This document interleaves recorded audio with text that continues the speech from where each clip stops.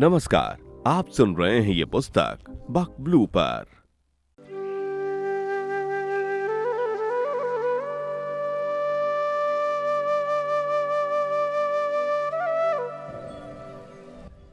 बक audio में बहुत बहुत स्वागत है। और अभी आप सुन रहे हैं वंदना सिंह की कहानियां मेरे यानी ब्रिजेश के साथ। तो पेश है आज की कहानी, मैं और मेरी साइकिल।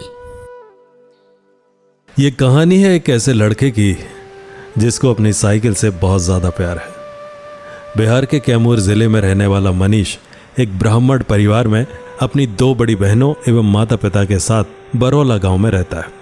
बहुत ही सीधा साधा एक ग्रामीण परिवार है ये। बचपन से ही मनीष बहुत ही बुद्धिमान एवं मेहनती है। मनीष को सपने देखने का बड़ा शौक है।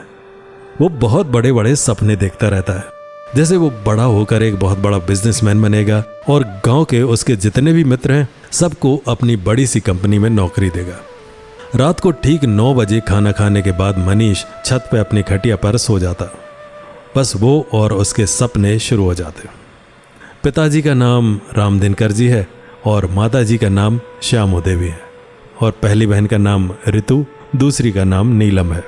चलिए हम बताते चले यहाँ पे कि मनीष 14 साल का है, जो शहर के स्कूल में 10वीं कक्षा में पढ़ता है। मनीष के बाबूजी ने उसको पहले बोल रखा है कि 10वीं पास होने के बाद वो उसको आगे की पढ़ाई के लिए पटना शहर या दिल्ली ज़रूर भेजेंगे। मनीष बार बार मन में सोचता, आखिर मैं कैमूर ज़िले में ही क्यों नहीं पढ़ सकता? ऐसा क्या है पटना और दिल्ली के स्कूल या कॉलेज में जो हमारे ज़िले में नहीं पढ़ाया जाता? बस रोज़ 3 किलोमीटर पैदल चलकर अपने स्कूल जाया करता था। मनीष के बाबूजी ने उसको साइकिल लेकर दी और कहा, बेटे अब तुम्हें घंटों पैदल नहीं चलना पड़ेगा, तुम अपनी पढ़ाई पर ध्यान देना। जब उम्मीद से ज़्यादा कुछ मिल जाए तो कितनी खुशी होती है। ठीक वैसी ही अनुभूति से गुजर रहा था मनीष का मन। मनीष अपने पिताजी को गले लगाकर बोलता है, पिताजी आपने मुझे जाने क्या क्या ला के दिया है, मैं बहुत खुश हूँ और मैं आपको वचन देता हूँ कि मैं यहीं अपने ज़िले में रहकर बहुत मेहनत से पढ़ाई करके बहुत बड़ा बिजनेसमैन बनूंगा। ये बात सुनकर मनीष के बाबूजी ने कहा, अरे बेटा क्या बिजनेस की बात कर रहे हो, तुम तो सरकारी नौकरी की तैयारी करना बस। अगले दिन सुबह स्कूल जाते समय मनीष बहुत खुश था क्योंकि उसके पास दोस्त के रूप में साइकिल जो आ गई थी। मनीष ने अपनी साइकिल का नाम बेस्ट फ्रेंड रखा था। अब एक सीधे साधे सपनों की दुनिया में रहने वाला मनीष का मन कितना भोला था, इसी बात से अंदाजा लगाया जा सकता है कि आधा दूरी तय करने के बाद वो अपने बेस्ट फ्रेंड से कहता है, अब तुम थक गए होगे, मैं तुम्हें कंधे पर उठाकर चलता हूँ। रास्ते में जब लोग मनीष को कंधों पर साइकिल लेकर जाते देख रहे थे तो सब यही पूछ रहे थे, क्या हुआ, साइकिल खराब हो गई है क्या? तुम साइकिल को कंधे पर लेकर क्यों जा रहे हो? देखो मनीष, रास्ते में साइकिल बनाने वाला मिलेगा, तुम वहीं अपनी साइकिल ठीक करवा लेना। मनीष सबको रास्ते में रोककर जवाब देता है, अब मेरी साइकिल को कुछ नहीं हुआ है, अरे ये मुझे आधा दूर लेकर आई तो नई साइकिल है ना, मुझे लगा थोड़ा इसको भी आराम दे देता हूँ। मनीष की ऐसी बातें सुनकर मानो सब लोग अचंभे में पड़ गए। अरे मनीष तेरा दिमाग तो ठीक है, रास्ते में चलते हुए लोगों ने कहा। मनीष जवाब में बोला, मेरे दिमाग को क्या हुआ है? मोरल साइंस में टीचर ने बताया था कि जो हमारी सेवा करता है, हमारी मदद करता है, चाहे वो पक्षी हो या जानवर हो या वस्तु हो, हमें भी उतना ही अपना स्नेह और प्रेम देना चाहिए। तो अब बताओ आप भला, मैं कुछ गलत कह रहा हूँ क्या? इतना बोलकर मनीष विद्यालय की तरफ निकल जाता है।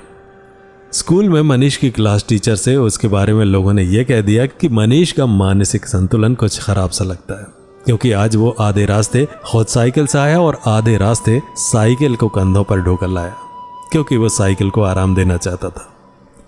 मनीष के क्लास टीचर दिनकर ओझा जी मनीष का मन और स्वभाव दोनों जानते थे, इसलिए उन्होंने मनीष को कॉमन रूम में बुलाया और समझाया, देखो मनीष, ये सही है कि हमें हर वस्तु, पशु, पक्षी और व्यक्ति सभी का सम्मान करना चाहिए, लेकिन जैसे कि पाँव के लिए चप्पल बनी है तो चप्पल को पाँव में पहनकर ही रास्तों पर चलते हैं। जब चप्पल बिखर जाए या टूट जाए तो हमें उस चप्पल की सेवा करनी होती है, यानी कि उसको बनवाना होता है। अब देखो मनीष, जैसे हम रोज़ अपना स्कूल यूनिफॉर्म पहनते हैं और उसे सही जगह पे फिर रख देते हैं, फिर उसको धोते हैं, इस्त्री करते हैं ताकि हमारा यूनिफॉर्म ठीक रहे। अब ज़रा सोचो, अगर हम यूनिफॉर्म को बिना पहने उसे अलमारी में रख दें तो क्या ये सही होगा? ठीक इसी तरह से मनीष, तुम्हारी ये नई साइकिल तुम्हारी सुविधा के लिए है। जब तुम्हारी साइकिल को तुम्हारी ज़रूरत होगी, यानी कि इसका कोई पार्ट पुर्जा खराब हो जाए, तब तुम इसकी सेवा करना। रोज साइकिल से तुम स्कूल आओ और वापस जाओ तो इसको साफ करके इसकी जगह पर रख दो। यही तुम्हारा साइकिल के प्रति प्रेम और स्नेह है। लेकिन अगर तुम आधे रास्ते से इसे कंधे पर ढोकर लाओगे तो तुम साइकिल के अस्तित्व से मजाक कर रहे हो। तुम्हारी साइकिल का काम ही है तुम्हें सीट पर बैठाकर सही स्थान तक पहुंचाना। तो मनीष, बात समझ में आ गई? मनीष सोचते हुए अपने टीचर की तरफ देखते हुए बोलता है, जी सर, मैं समझ गया। लेकिन जैसे ही साइकिल को मैंने देखा था, मुझे लगा इससे प्यारा कोई दोस्त हो ही नहीं सकता। सर, मैं आपकी बात अच्छी तरह से समझ गया हूँ, लेकिन क्या अपनी किसी वस्तु विशेष की सेवा करना मानसिक संतुलन को खोने के बराबर है? टीचर मनीष के सर पर हाथ रखते हैं और बोलते हैं, मनीष, मैं तुम्हारी भावनाओं की बहुत कदर करता हूँ।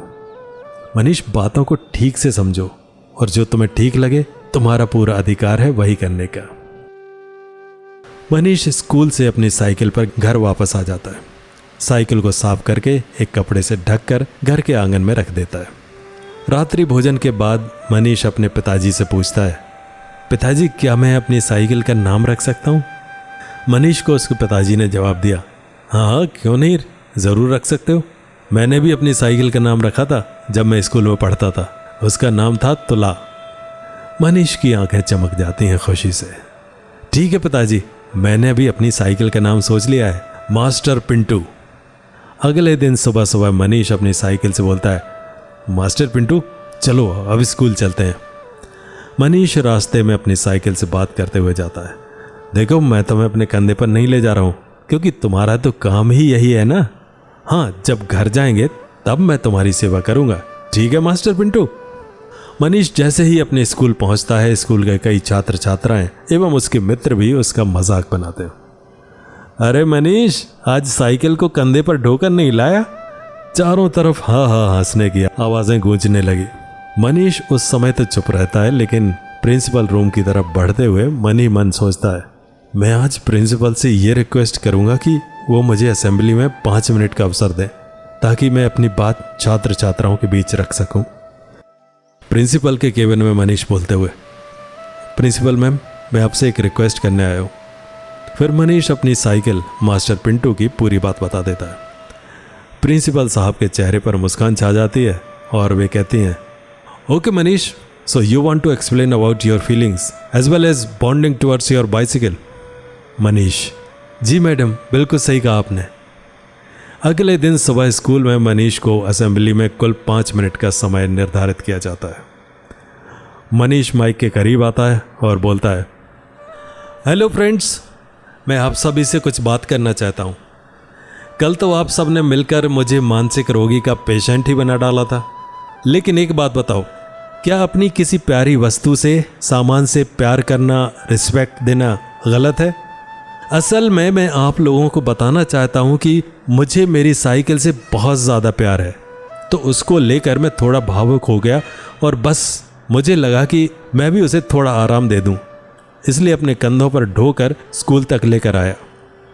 आप लोगों में से कितने लोग हैं जो स्कूल से घर जाते हैं, अपना जूता, स्कूल बैग, साइकिल और अपना यूनिफॉर्म सही जगह पर सही तरीके से रखते हैं?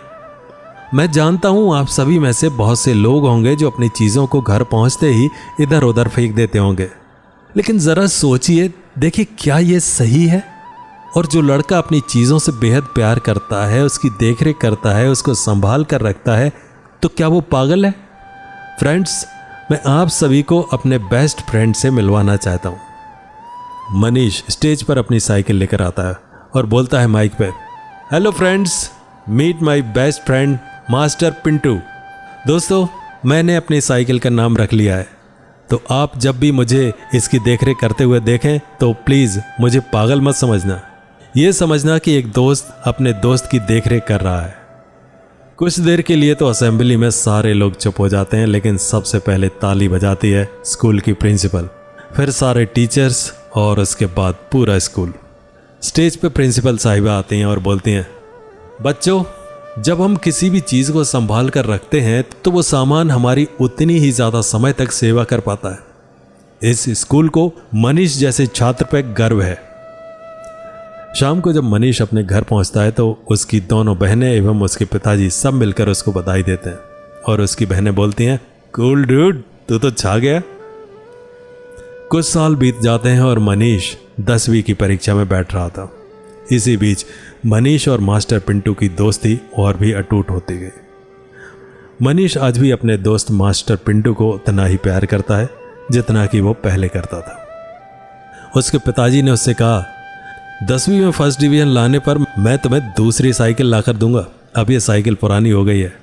मनीष अपने पिताजी से बोलता है, पिताजी मेरा पिंटू अभी बिल्कुल ठीक है, मुझे कोई दूसरी साइकिल नहीं चाहिए। हाँ, आप बस इतना कर दीजिए कि मेरे पिंटू के दोनों टायर चेंज करवा दीजिए ताकि वो थोड़ा एनर्जेटिक हो जाए। शाम की चाय पीते वक्त मनीष के माता पिता एवं उसकी दोनों बहनें आपस में बात करते हैं। मनीष बिल्कुल नहीं बदला, आज भी अपनी साइकिल से कितना प्यार है इसे। क्या आज के ज़माने में हमारे बेटे मनीष जैसे लोग तरक्की कर पाएंगे? मनीष की बड़ी बहन बोलती है, बिल्कुल पिताजी, मनीष जैसे लोग समाज में इंसानियत का परचम लहराएंगे। मनीष रोजाना की तरह अपने सारे दैनिक कार्य करता और समय पर ही मास्टर पिंटू की भी सेवा करता। हाँ, उससे बातें भी करता। तो इस तरह से मास्टर पिंटू और मनीष की दोस्ती उसके स्कूल एवं कॉलोनी में उदाहरण बन गई।